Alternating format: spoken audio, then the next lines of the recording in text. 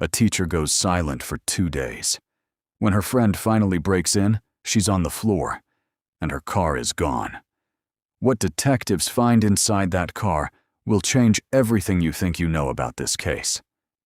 For 20 years, Vivian James gave Jacksonville teenagers a reason to believe someone was paying attention. She taught chemistry at Atlantic Coast High School, paid neighborhood kids for yard work, and kept former students' Christmas cards taped up around her house. Colleagues named her Teacher of the year before her death. So when she was found dead in her own living room 3 days after Christmas, everyone assumed a stranger was responsible. That assumption held only until a stolen car led detectives to a man who wasn't a stranger at all. Someone she'd known and helped for most of his life. Vivian James lived alone, and she and her close friends kept a simple habit: check in often, respond quickly. On Christmas Day, that habit held. The next day, it broke completely. Calls went unanswered. A text asking for nothing more than a single word back got no reply at all. Her phone rang through to voicemail again and again. By December 28th, waiting no longer felt possible.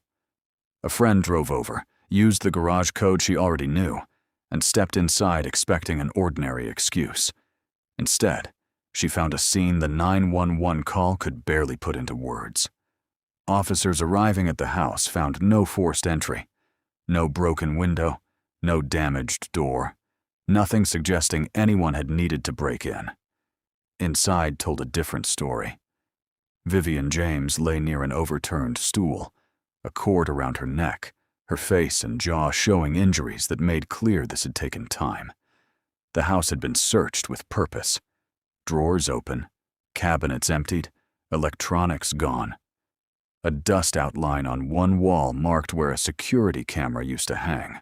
Her cell phone was missing too, and so, entirely, was her car.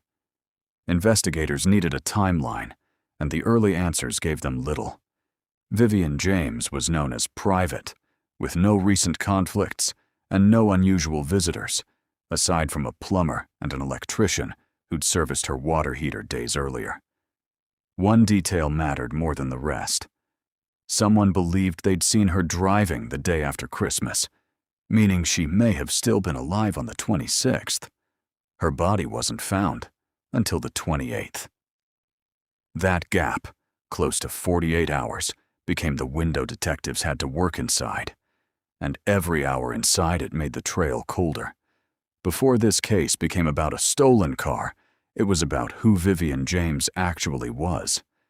2 decades at the same school, teaching chemistry to teenagers, who often left her classroom more confident than they arrived. She quietly paid neighborhood kids for small jobs, rather than simply giving money away.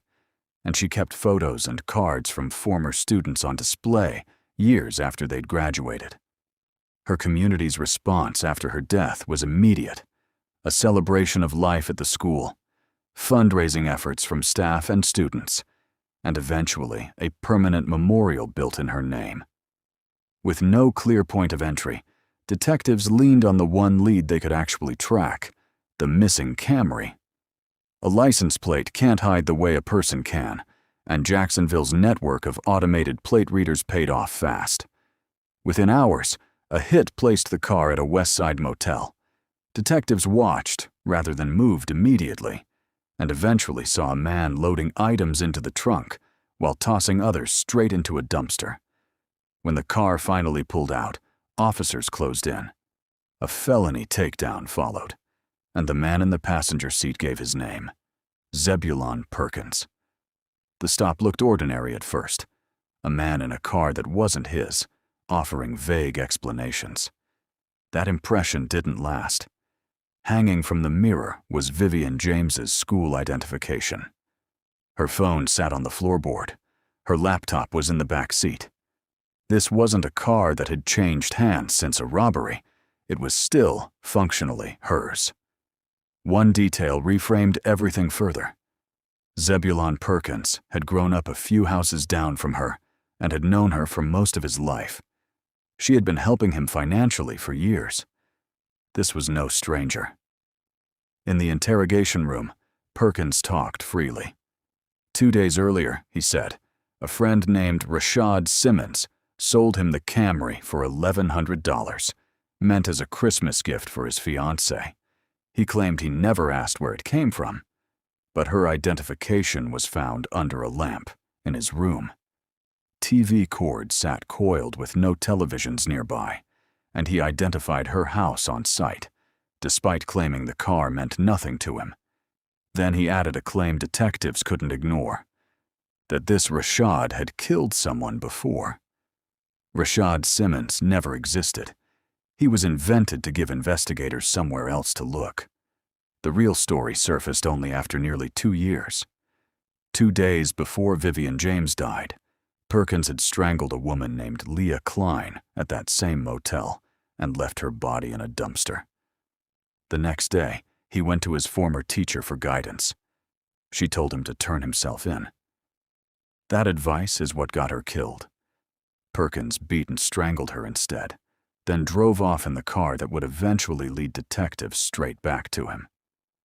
Perkins denied everything for over a year before finally pleading guilty to 2 counts of second-degree murder. Leah Klein and Vivian James, both. He was sentenced to 70 years, with credit for time already served. Her sister spoke at sentencing about a grief that never fully lifts. Perkins offered a statement that left the courtroom more confused than moved.